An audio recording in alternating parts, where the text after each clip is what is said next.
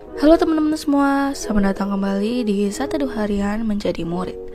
Nah, kalau kita kemarin baru aja bahas tentang kejadian 48, hari ini kita akan lanjut ke kejadian 49 ayat 1 sampai 28 nih teman-teman. Hari ini kita akan membahas tentang perkataan Yakub yang penghabisan kepada anak-anaknya. Nah, seperti biasa aku akan bacain dulu bacaan firman Tuhan kita untuk hari ini ya teman-teman. Kejadian 49 ayat 1 sampai 28. Perkataan Yakub yang penghabisan kepada anak-anaknya. Kemudian Yakub memanggil anak-anaknya dan berkata, "Datanglah berkumpul supaya aku beritahukan kepadamu apa yang akan kamu alami di kemudian hari. Berhimpunlah kamu dan dengarlah, ya anak-anak Yakub, dengarlah kepada Israel ayahmu. Ruben, engkaulah anak sulungku, kekuatanku dan permulaan kegagahanku.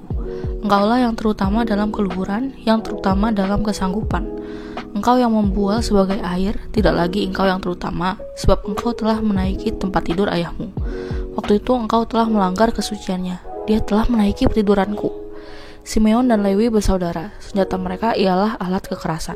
Janganlah kiranya jiwaku turut dalam permupakatan mereka. Janganlah kiranya rohku bersatu dengan perkumpulan mereka, sebab dalam kemarahannya mereka telah membunuh orang, dan dalam keangkaraannya mereka telah memotong urat keting lembu. Terkutuklah kemarahan mereka, sebab amarahnya keras. Terkutuklah keberangan mereka, sebab berangnya bengis. Aku akan membagi-bagikan mereka di antara anak-anak Yakub dan menyerahkan mereka di antara anak-anak Israel. Yehuda, engkau akan dipuji oleh saudara-saudaramu. Tanganmu akan menekan tekuk musuhmu. Kepadamu akan sujud anak-anak ayahmu. Yehuda adalah seperti anak singa.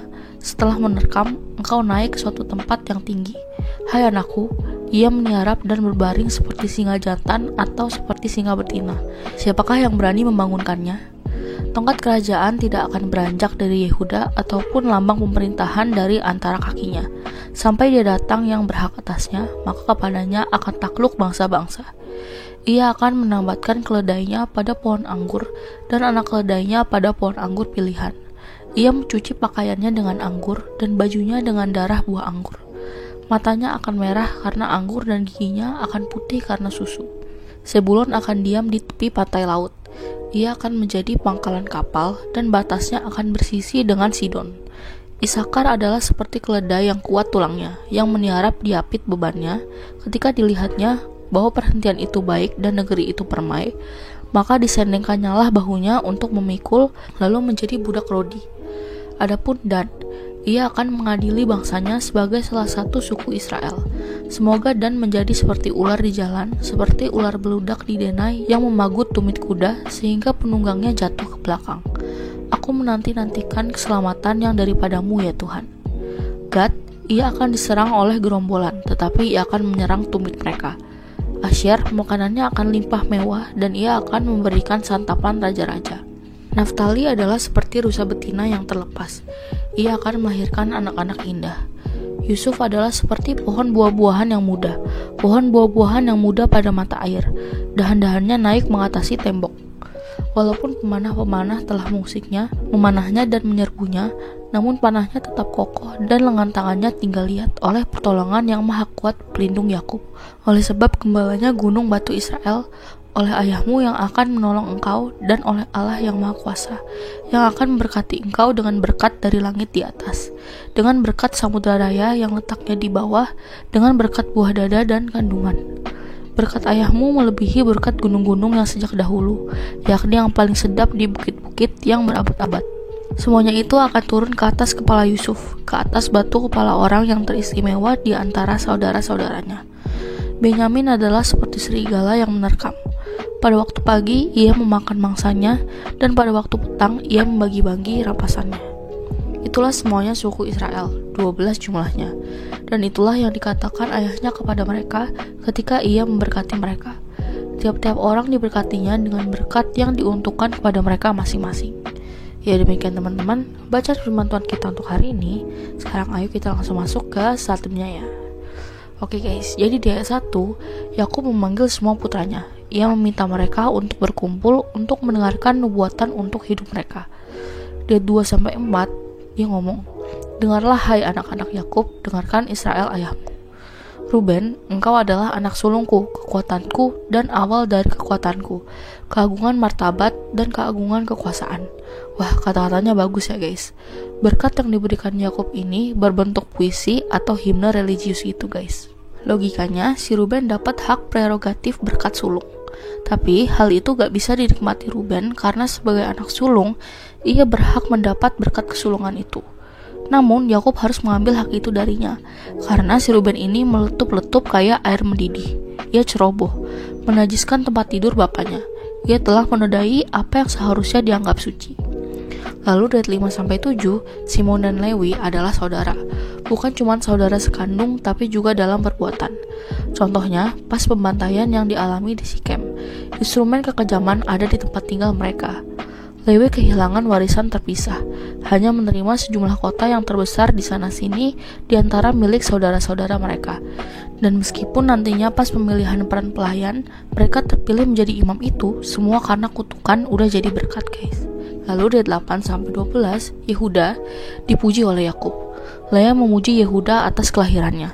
Saudara-saudaranya memuji Yehuda atas keluhuran budi pekertinya. Di kemudian hari bersinar dengan kilau yang tidak berkurang. Tanganmu akan berada di leher musuhmu, dan mereka akan kabur. Anak-anak ayahmu akan sujud di hadapanmu. Yehuda adalah anak singa. Mangsa akan tertunduk di hadapanmu, anakku. Engkau akan naik, dan mangsa akan membungkuk. Dia berbaring seperti singa.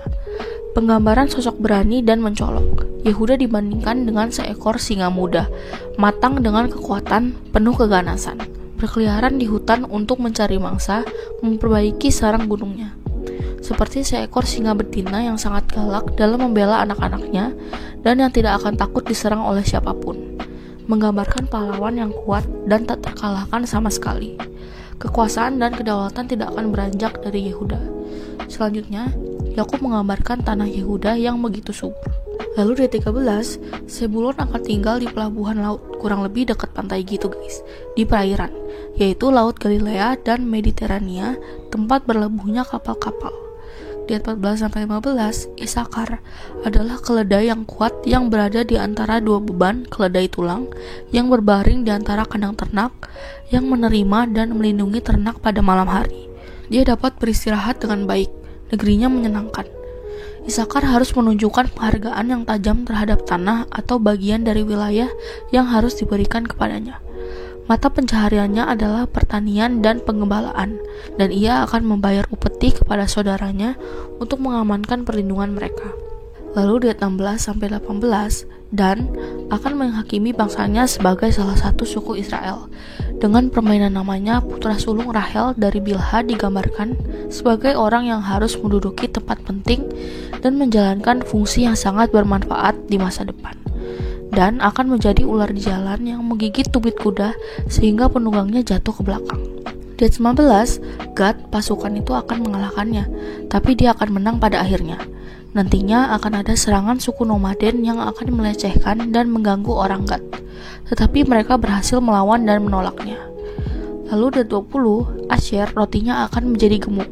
Dia akan menghasilkan santapan kerajaan, santapan untuk raja. Dan di 21, Naftali adalah tarbantin yang mengeluarkan dahan yang indah, prajurit yang cantik dan tangkas laksana rusa betina.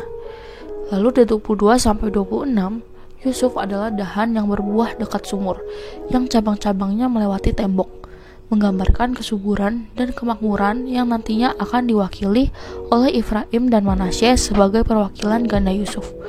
Busur Yusuf akan tetap kuat karena ditopang oleh tangan Allah Yakub yang perkasa. Yusuf menerima kekuatan untuk menjadi gembala dan batu Israel oleh tangan Tuhan Yakub yang akan membantu Yusuf. Berkat Yakub lebih kuat daripada berkat gunung, kegembiraan atau kemuliaan atau keindahan bukit keabadian. Di 27, Benyamin akan mengoyak serigala. Di pagi hari akan melahap mangsanya dan pada malam hari akan membagi jarahan. Karakter tersebut mengacu pada suku Benyamin yang suka berperang guys. Lalu di 28, semua berkat untuk 12 suku Israel akhirnya telah selesai diberikan guys. Ya, jadi segitu aja firman Tuhan kita untuk hari ini. Nah, sekarang seperti biasa aku mau kalian buat merefleksikan nih guys. Jadi hari ini kita belajar berkat yang turun-temurun diberikan. Berkat dari Abraham turun kepada Ishak, turun kepada Israel, dan diturunkan untuk anak-anak Israel. Terpujilah Tuhan. Jadi, yuk kita belajar untuk menikmati berkat yang Tuhan kasih buat kita, yang masing-masing khas dan unik serta spesifik, guys. Nah, lalu pertanyaan efektif untuk hari ini ada 2 nih, guys. Yang pertama, apa yang kamu pelajari tentang Allah hari ini? Lalu yang kedua, gimana sih caranya dapat menikmati dan mensyukuri berkat Tuhan dalam konteks hidupmu sehari-hari, misal di kantor, kampus, sekolah, di rumah, di gereja, dan dimanapun. Seperti biasa, teman-teman bawa jawab sendiri, atau kalau mau komen di bawah jawaban kalian juga boleh banget ya, guys. Nah, jadi segitu aja studi kita untuk hari ini. Sekarang aku mau pimpin kalian dalam doa penutup ya, teman-teman. Teman-teman, mari kita berdoa. Tuhan, tolong aku untuk dapat menikmati berkat-Mu dalam hidupku. Terima kasih Tuhan Yesus, hanya di dalam nama-Mu kami berdoa. Amin. Tetap semangat guys, Tuhan Yesus beserta kita. Thank you for watching and see you in the next video. Bye-bye.